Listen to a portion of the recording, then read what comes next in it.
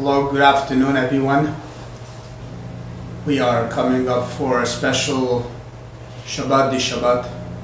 As we all know, this is Shabbat, the 10th day of Shvat, the passing of the previous Rebbe of Chabad, Rabbi Yosef Yitzchak Schneerson.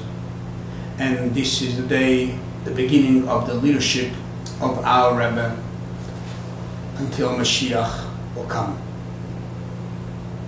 As we all know, that everything that happens is all in the Parsha of the week. So therefore, when we're talking about such a great day, a day of the leadership of our Rebbe begun, day of passing away such a great righteous tzaddik, the previous Rebbe, it's definitely in the Parsha. And it's in the Parsha in many, many points. But just want to going to mention only one point. And this is towards the end of this week's Parsha. We are learning about the Amalekites coming to fight the Jews. As we all know the story, that this was right before God is giving us the Torah, right after the splitting of the sea. The Amalekites came to fight the Jews. As we know, the Jews in that time were surrounded with a cloud of God from all four sides. Nobody was able to aim on the Jews. Nobody was able to bother the Jews. The only thing, how would the Amalekites be able to fight the Jews? They're only able to fight those Jews that they were not in the cloud. As we know, there's some Jews, if you would be not in the right level of being a Jew yet, meaning to say you failed in certain things, the cloud will spit you out. And those Jews will be outside of the cloud. So those Jews, this is who Amalekite came to fight. But it's still Jewish. As we know the story, Moshe Rabbeinu, the leader of the Jews at that time, takes Yoshua, his student, and he asks him, you go and fight the Amalekite. And as we know the story, Yoshua went out with people and they were fighting the Amalekite and they won the war. And the question and this story is, a nation like Amalekite, as we know it's a nation that is nothing good that we say about them, is coming to fight Jews. Why did not Moshe Rabbeinu, the leader of Jews himself, go out and fight them? Why is he sending Yoshua to fight them? We see many other wars that Moshe Rabbeinu, he was the first one to fight, the first one to be in victory. Why in this war, that's such an important war with Amalek, he goes and he sends Yoshua to go and fight for him?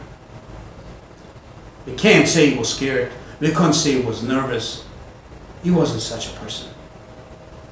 An explanation is, in short, this war was not for the entire Jewish nation, as we said before. The entire Jewish nation was inside the clouds. They have nothing but to fear the Amalekites.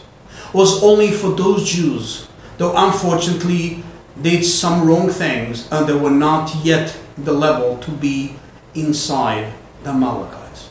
And as the Torah calls it, Anechelashima, the weaker Jews. They were weak in Torah mitzvot. They were weak in behavior when they were outside. So the whole war was to defend these type of Jews. And this is why Moshe Rabbeinu tells Yoshua, you go fight them. And the reason is Yoshua comes from the tribe of Yosef. And as we know, Yosef as being the head of that tribe, his name represents, and his being represents, and his character represents to go out there and to bring a Jew that's lost, to bring it back to God.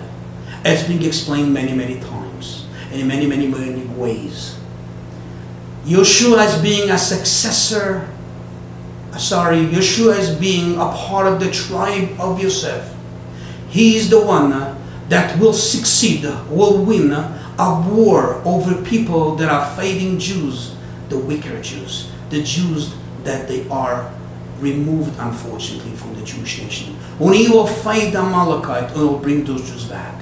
And this is what Moshe was saying. The one person, the one energy to be able to fight for those wicked Jews, it's got to be somebody that comes from the tribe of Yosef. And he will be the one to succeed. Moshe was a great guy. He's a great person. Holy man. But he did not come from the tribe of Yosef. Yeshua coming from the tribe of Yosef. He's the one, Moshe says, you go fight with Amalek. You will be able to be the lawyer for those Jews that are outside the cloud, and fight for them and win. Because the message of Yosef, and this message goes to Yeshua, is to care and to worry for those wicked Jews. And this message is and was at the leader of Chabad that passed away the 10th of Shvat, that's this Shabbat. And his name was also Rabbi Yosef.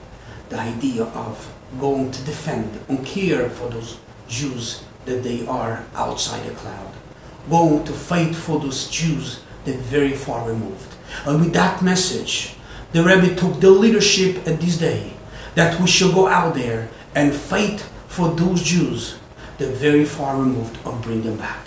And just to conclude with one short story, it's not a story, it's a life story. And this said, one great chassid, he was there by one of the farbrengens of the Rebbe. And he was sitting in the back benches behind the Rebbe. And in the middle of the farbrengen, there was a man, a fellow, walking over to the Rebbe.